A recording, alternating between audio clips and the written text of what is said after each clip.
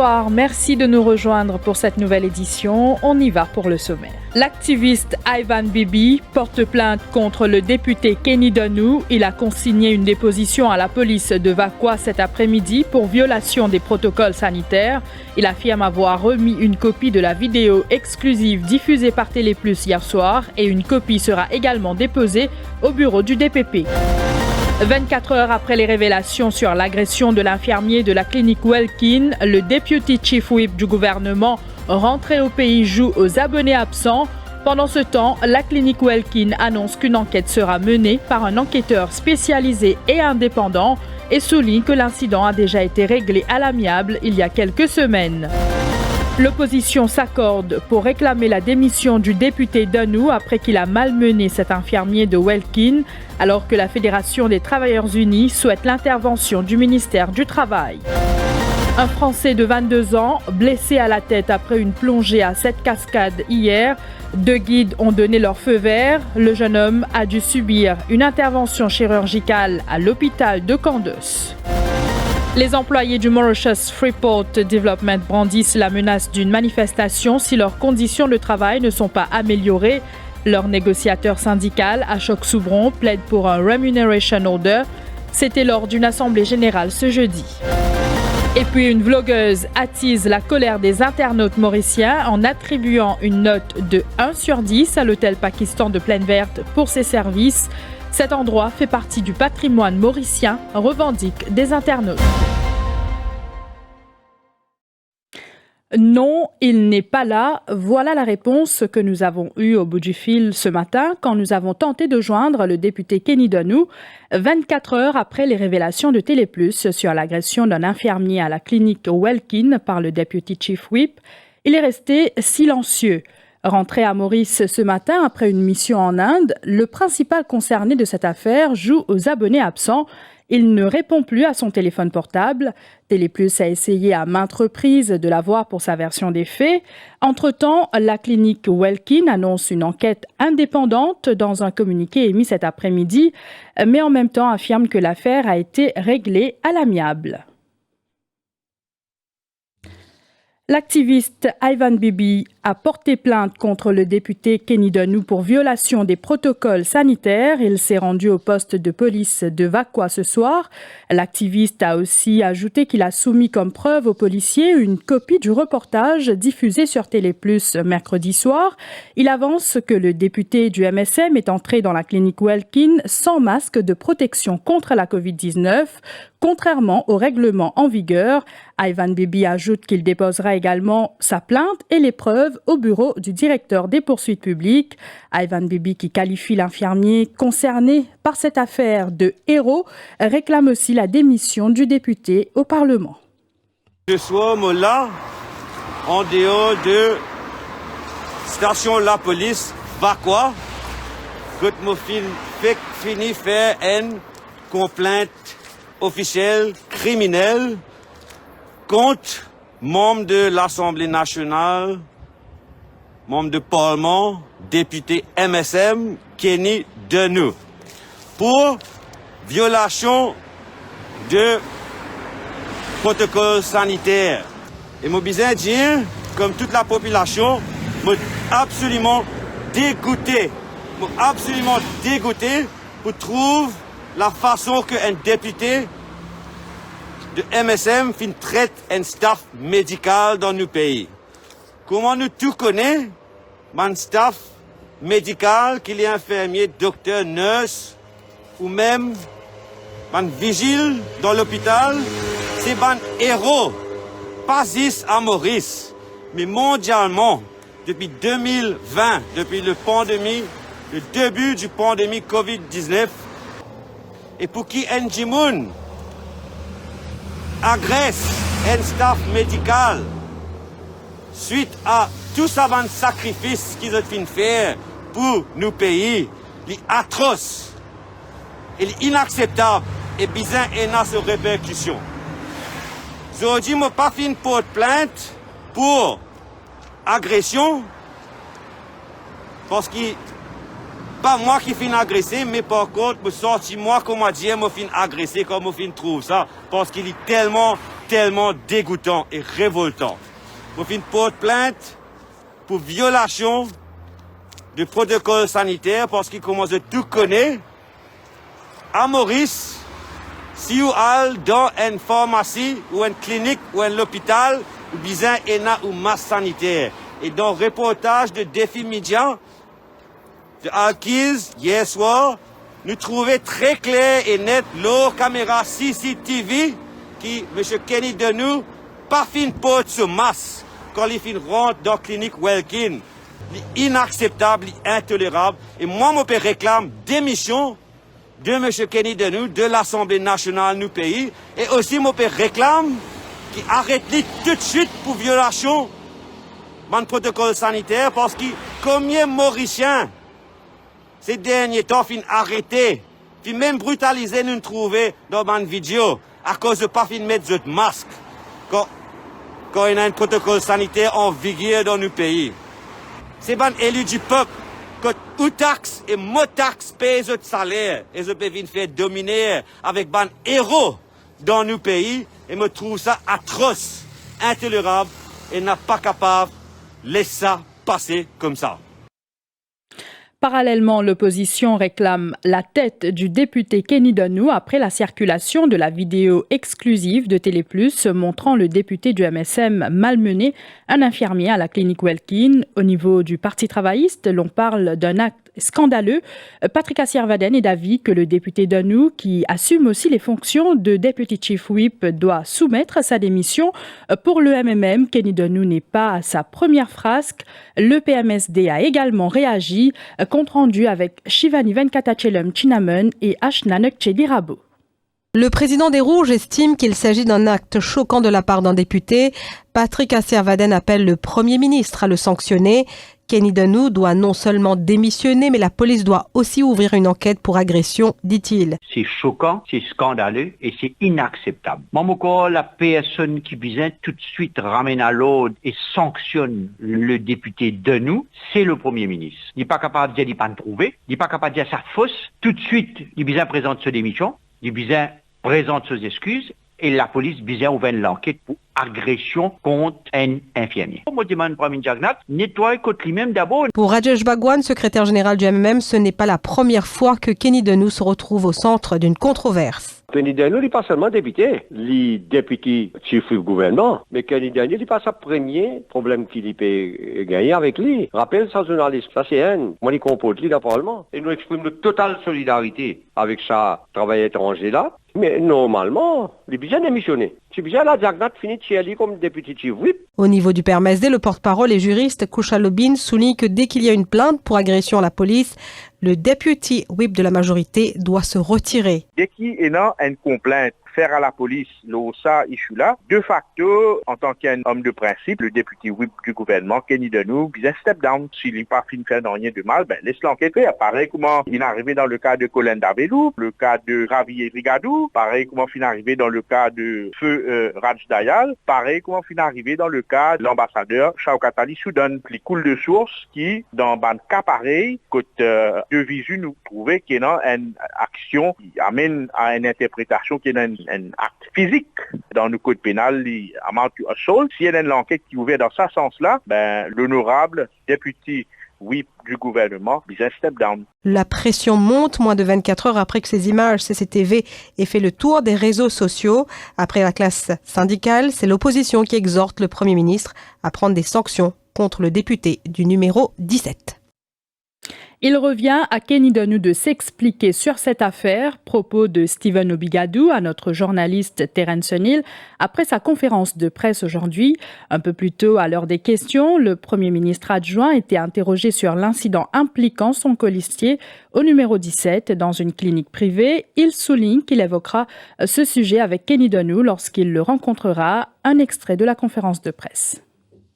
Le colistier qui est impliqué une agression, une par rapport à ça. Mon pensée que ça c'est pas le sujet de la conférence de presse. Si en dehors de la conférence de presse, vous souhaitez que ça avec moi, avec plaisir, moi reste à vos dispositions. Mais moi pas là, répondre à une question comme ça qui demain, au lieu de tout ce qui nous démontré, qui est essentiel pour que nous continuions à travailler ensemble, ou avec moi, avec tout le monde, pour le développement du tourisme, qui s'accoule là. Le heading, hein, le titre, vient une déclaration loin de l'autre sujet. D'accord? Bien. Ben, mon corps, nous faire le tour du sujet. Merci beaucoup pour votre présence. La Fédération des Travailleurs Unis a également réagi sur cette affaire. Le syndicaliste Atma Shanto se dit outré et choqué. La Fédération sollicite l'intervention du ministre du Travail après la plainte déposée par l'infirmier de l'hôpital Welkin contre le Deputy Chief Whip du gouvernement, Kenny Donou. L'Employment Relations Act stipule que la police a le droit d'initier une enquête, affirme Atma Shanto. Définitivement, l'institution Bizin sanctionne sa personne qui fait faire violence au travail. C'est-à-dire, c'est qu'il vient suspendre, laisse l'enquête faire ce cours et bien sûr, après, prendre une décision qui s'impose. Il est important à noter que sous le Employment Relations Act, quand il y a violence au travail, et définitivement, la police aussi est en droit d'enquêter là, au niveau de la FTU, outré et choqué par le niveau de violence au travail qui peut exister dans le secteur du privé. Le ministère du Travail a un rôle important pour qu'il y ait une diminution ou bien pas exister même la violence au travail dans le secteur du privé. Et le ministre soit interpellé et il vient réagir parce qu'il, en tant que ministre du Travail, ce rôle c'est de protéger les travailleurs contre les agressions et violences au travail. Nous avons essayé en vain d'avoir la version du ministère du Travail à ce sujet. Dans le reste de l'actualité, un Français de 22 ans blessé à la tête après une plongée à 7 cascades hier. Le jeune homme était accompagné de plusieurs amis et de 2 guides pour une randonnée à Henrietta. À un moment donné, les guides leur ont informé qu'ils pouvaient nager. En remontant à la surface, le Français saignait abondamment de la tête. Transporté à l'hôpital Victoria à Candos, il a dû subir une intervention chirurgicale. La police enquête. Et à Notre-Dame, un habitant de la Golette interpellé par la police alors qu'il pratiquait le parapente hier après-midi. Il a été pris en contravention pour Breach of Civil Aviation Act. Il n'avait aucune autorisation de l'aviation civile pour pratiquer cette activité. Le suspect a été autorisé à partir en attendant une convocation pour se présenter en cours.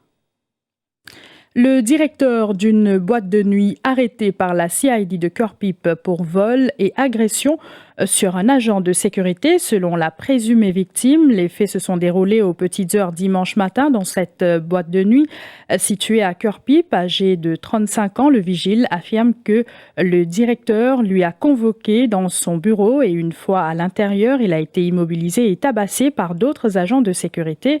Il accuse ensuite le directeur d'avoir fait main basse sur une somme de 20 000 roupies ainsi que des chaînes en argent et en or qu'il avait en sa possession.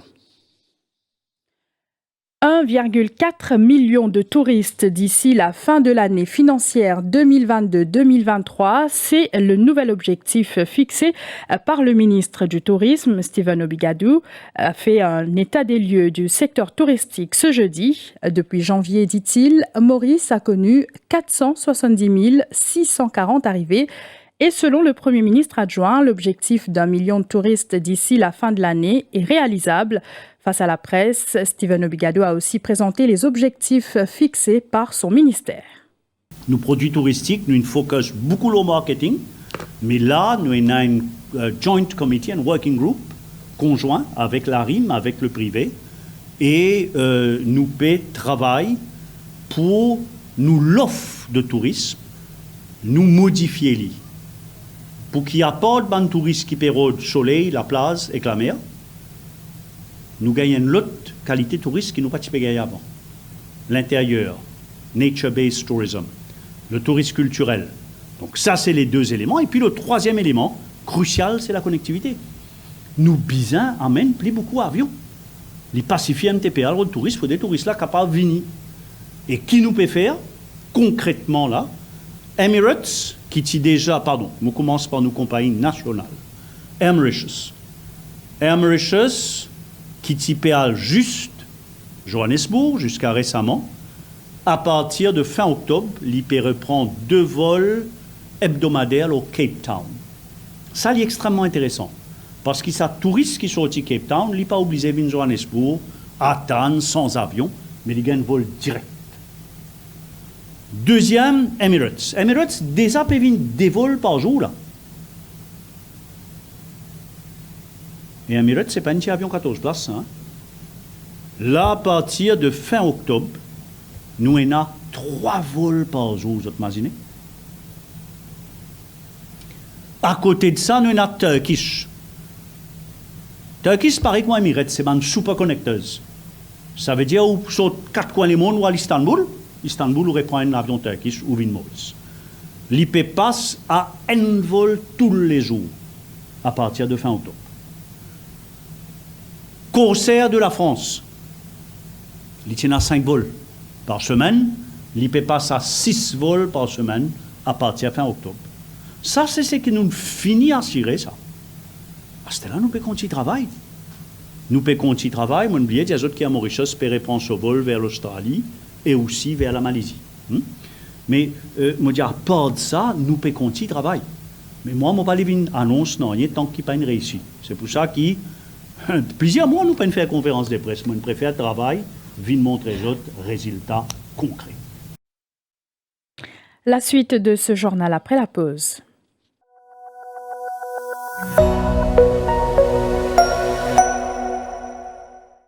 Étudiez entièrement en ligne pour vos cours de diplôme, de licence et de maîtrise offerts par des universités britanniques, américaines et indiennes de renom. Bourse partielle disponible de l'Arden University et Manipal University pour les étudiants éligibles pour la prochaine rentrée, septembre 2022. Contactez PTC Education Consultants pour les conseils, assistance dans votre choix d'études et votre enregistrement. Nos services sont entièrement gratuits.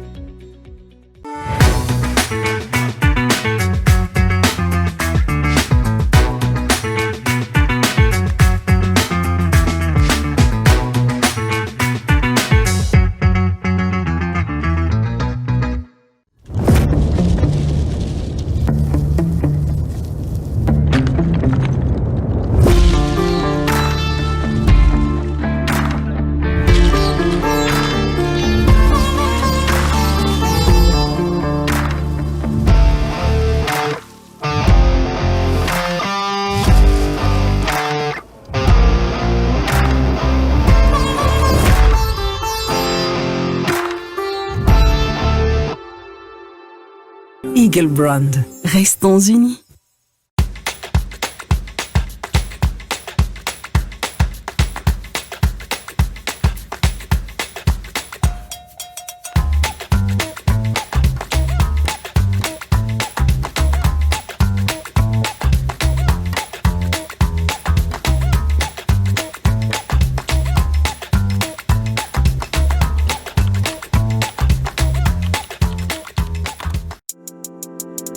Avzar est une boisson pétillante à base d'eau minérale au goût fruité provenant de la source d'Avzar. Venez découvrir cette boisson si rafraîchissante, thérapeutique, au goût unique dans tous les points de vente à travers l'île. Pour plus de renseignements, appelez sur le 5 903 11 40, 5 903 11 40.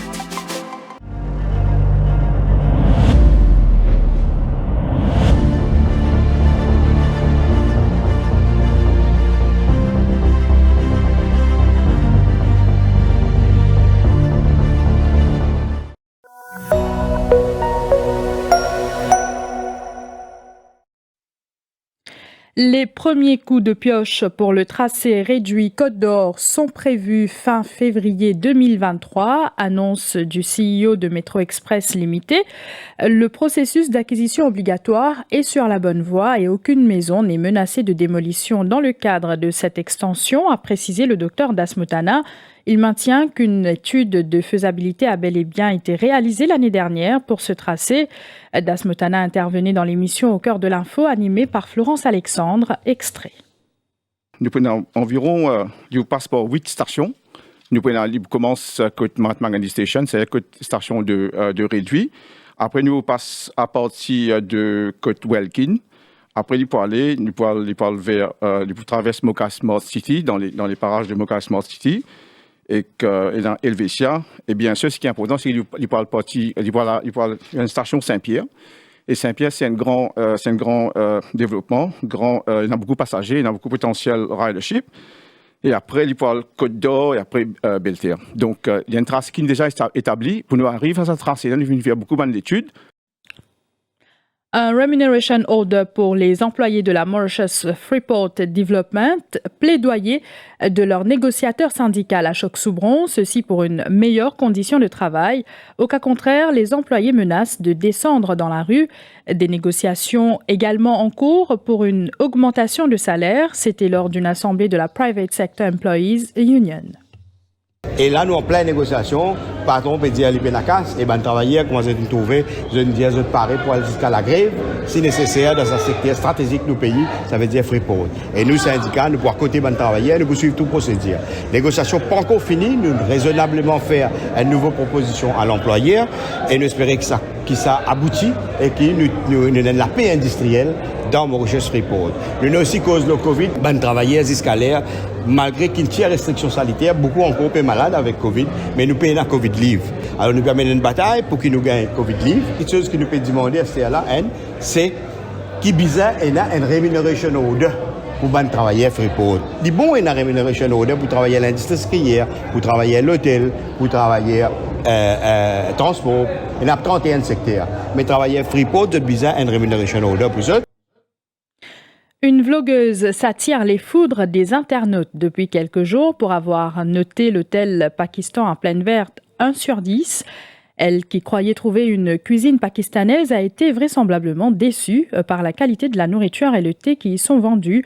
La toile a été enflammée par sa note et des Mauriciens n'ont pas tardé à exprimer en commentaire leur attachement à ce lieu qui, au fil des ans, fait partie du patrimoine mauricien.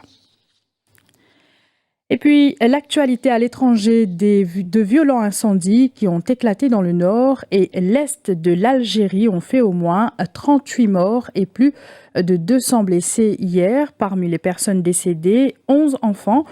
Sur la route vers El Kala, près d'El Tarf, une ville de 100 000 habitants, une tornade de feu a tout emporté en quelques secondes. La plupart des morts ont été encerclés alors qu'ils visitaient un parc animalier.